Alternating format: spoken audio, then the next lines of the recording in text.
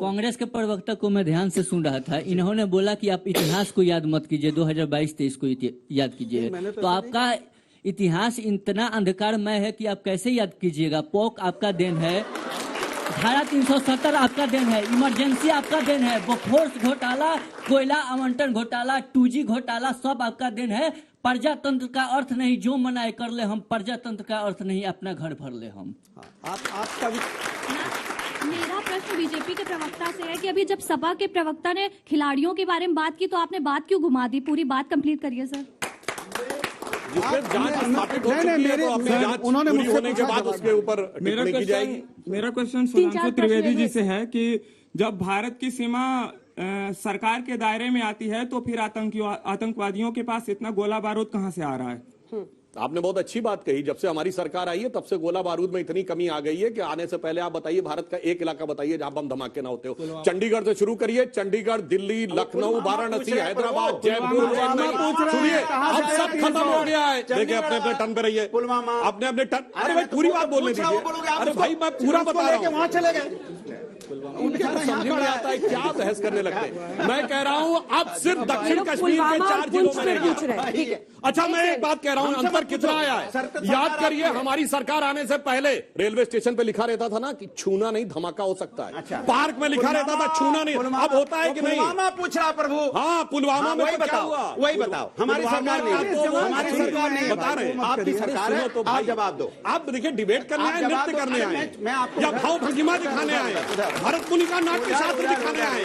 उसमें 8 भाव होते हैं, सारे भावों की अभिव्यक्ति कर देते हैं। अब सुनिए सीरियस बहस करिए। देखिए एक थोड़ी देर अपनी अपनी बारी में बोलिए। अब आप कुछ ज्यादा ही वो करने लगे, नॉन सीरियस होने लगे मानवर। सीरियस जवाब दे दीजिए पुलवामा पे। अब मैं बताता हूँ पुलवामा पे तो हमने वो जवाब दिया था कि इमरान खान ने नेशनल असेंबली ऑफ पाकिस्तान में प्राइम मिनिस्टर कहा था जो बालाकोट में इन्होंने किया है उससे ज्यादा खौफनाक कुछ करने वाले हैं। मुझे लगता है इतना भयानक जवाब तो किसी सरकार ने नहीं दिया होगा। और याद करिए हमने वो जवाब दिया था कि पाकिस्तान के सांसद ने पाकिस्तान की नेशनल असेंबली का वो बयान याद करिए कि उसने फॉरेन मिनिस्टर का नाम लेते हुए कहा कि शाह महमूद कुरैशी साहब आए और आर्मी चीफ खड़े थे, आर्मी चीफ के पांव कांप रहे थे। उन्होंने कहा खुदा का वास्ता है शाम तक वापस कर दो अभिनंदन को वरना इंडिया अटैक कर देगा। ये हमने जवाब दिया था पुलवामा। लेकिन अनुराग जी आप इतना तेज हमारे ऊपर काहे गुस्सा आ रहे हो भाई? आपको उधर बोलना है, आप हमारे पर इतना तेज। हम तो पुलवामा पूछा था तो मैंने जवाब दिया ना। है भाई, इंडियन है। हाँ तो वही मैंने जवाब दिया था ना। हम तो आपके ही देश में रहते हैं, आपके ही भाई हैं। हाँ इसीलिए तो हम कह रहे हैं ना आप चुनाव करीब है और बार बार ये सब 5 जहाज भी देते थे, 40 जवान शहीद नहीं होते हमारे। सतपाल मलिक कह रहे हैं, सतपाल मलिक कह रहे हैं आपकी पार्टी में अभी भी है, निकाला भी नहीं। जवाब देता हूँ, अब जवाब देता हूँ। गवर्नर पार्टी में नहीं होता पहले तो पता होना चाहिए। अरे भाई दूसरी बात बता दो, अरे गवर्नर पार्टी में नहीं होता भाई। आप फिर संवैधानिक जैसे गलत बात बोल गए। गवर्नर नहीं है ना। अब मैं आपको बिल्कुल टेक्निकल बात करता हूँ। देखिए आर्म फोर्सेस का जब मूवमेंट होता है तो वो इतना कॉन्फिडेंशियल होता है, सिर्फ कंसर्न ऑफिसर के अलावा किसी को पता नहीं होता। गवर्नर को पता कैसे लगा? पॉइंट नंबर 2, यदि उन्हें किसी भी प्रकार के जहाज की आवश्यकता होगी तो सीआरपीएफ, डीजी सीआरपीएफ या होम सेक्रेटरी से मांगेगा कि गवर्नर से मांगेगा। पॉइंट नंबर 3, अगर गवर्नर साहब कह रहे हैं कि मैं उनको जहाज देता, भारत के किसी गवर्नर के पास एक भी जहाज नहीं है, सब स्टेट गवर्नमेंट के पास होते हैं। पॉइंट नंबर 4, जो जहाज होते हैं स्टेट गवर्नमेंट के पास वो 8-8, 10-10 सीटर होते हैं। इस ढंग से जवानों को ले जाने वाले जहाज सिर्फ एयरफोर्स के पास होते हैं। पॉइंट नंबर 5, एयरफोर्स पे तो कोई हैसियत नहीं होती गवर्नर की। अगर उनका जहाज उतरना है एयरफोर्स के स्टेशन पे तो परमिशन लेनी पड़ती, वो कहां दिलवा देते हैं एयरफोर्स से। इसलिए मैं कह रहा हूं अरे थोड़ा टेक्निकल बात कर लिया करिए भाई, कोई कुछ बोल देगा और आप उसके ऊपर भावनाओं में बह जाते हैं। गलत पूछ रहे हैं। सतपाल मलिक ने कभी नहीं कहा कि मुझसे मांगा गया है, उन्होंने कहा कि मांगा गया था। तो पता कैसे लग गया भाई? अरे ये तो आप गवर्नर कहां से बीच में आ गए? जम्मू कश्मीर का गवर्नर ऐसे ही था, उसे कुछ नहीं पता था। ये गवर्नर कहां बीच में आता भाई? नहीं अरे कहां से बीच में आता भाई? आप क्या होता है?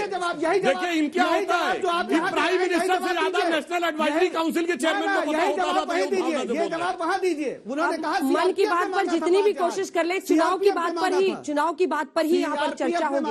अंजना जी मन की बात कितनी भी की जाए, मन का विष ही निकलता रहता है। वो तो देख रहे हैं कि शहीद प्रधानमंत्रियों के लिए निकल रहा है, बाकी तो छोड़ दीजिए। 40 जवान शहीद हुए उनके बारे में आप मजाक कर रहे हैं। मजाक कर रहे हैं, हमने उनके बारे में जो बदला लिया। अरे साहब बदला नहीं, आपने जहाज नहीं दिए, ये सच्चाई है। इस समय सेना के शंकर राय चौधरी जो हमारे पूर्व सेनाध्यक्ष हैं वो भी बोल चुके हैं इस बात को।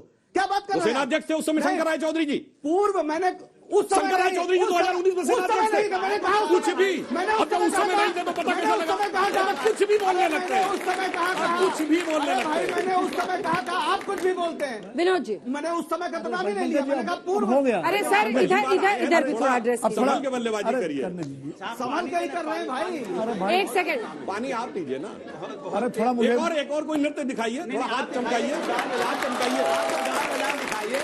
अरे भाई अब ऐसा दिन आ गया भदौरिया जी, जनता बीच में कहिए गाना सुना दीजिए जरा। अंजना जी, गाना नहीं, हमने तो इनको बताया कि ये बच्चे यहाँ से कह रही हैं कि गाना सुना दीजिए। अंजना जी, मैंने तो हकीकत बताई उनको, गाना क्या मैं- ठीक है, अब वापस करते हैं, सीरियस बहस करते हैं और अपनी अपनी बारी में बोलिए, जिसका नाम लूं वही बोले प्लीज। नृत्य और गीत से थोड़ा आगे Shouting बढ़े।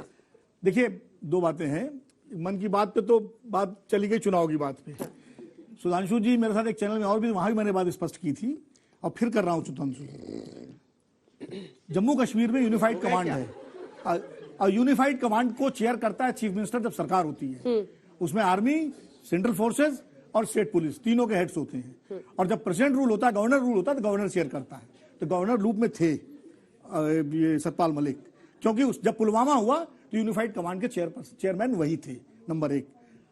नंबर दो ये है कि जो मूवमेंट जिस तरह से हुआ, ये बार बार, और ये जो खबर आई जहाज वाली, ये उस समय भी अखबारों में छपी थी पूरी। वो चिट्ठी छपी थी डीआईजी सीआरपीएफ की, जिसमें उन्होंने जहाज के लिए होम मिनिस्ट्री को लिखा था और 4 महीने तक उस पर फैसला नहीं हुआ था। मेरा सवाल सुधांशु सर से है। सर मैं बिहार में से आता हूँ, दरभंगा जिला से। सर वहाँ नया में अभी एयरपोर्ट खुला है, तो वहाँ जो है सर पर्व के समय में वो रेट जो है, किराया जो है उसका बहुत बढ़ जाता है। तो सर ये मेरा सवाल है, प्रधानमंत्री जी बात करते हैं हवाई जहाज, जो हवाई चप्पल वाले भी हवाई जहाज पे चढ़े, तो सर किराया जो है इतना बढ़ा हुआ कैसे चढ़ेगा? ये हुई असल मन की बात। हाँ, ये जो बात आपने ये बात कही, अच्छी है। और ये जितने प्राइवेट एयर कंपनीज है, वो किस तरह से फ्लाइट्स की आजकल कीमत बढ़ती है पूरे देश में। और पीएम कह रहे हैं कि आप पर्यटन कीजिए विदेश जाने से पहले देश के अंदर। बिल्कुल। देखिए, ये पहले शिकायत बहुत आती थी, फिर सरकार ने कैप लगा दिया।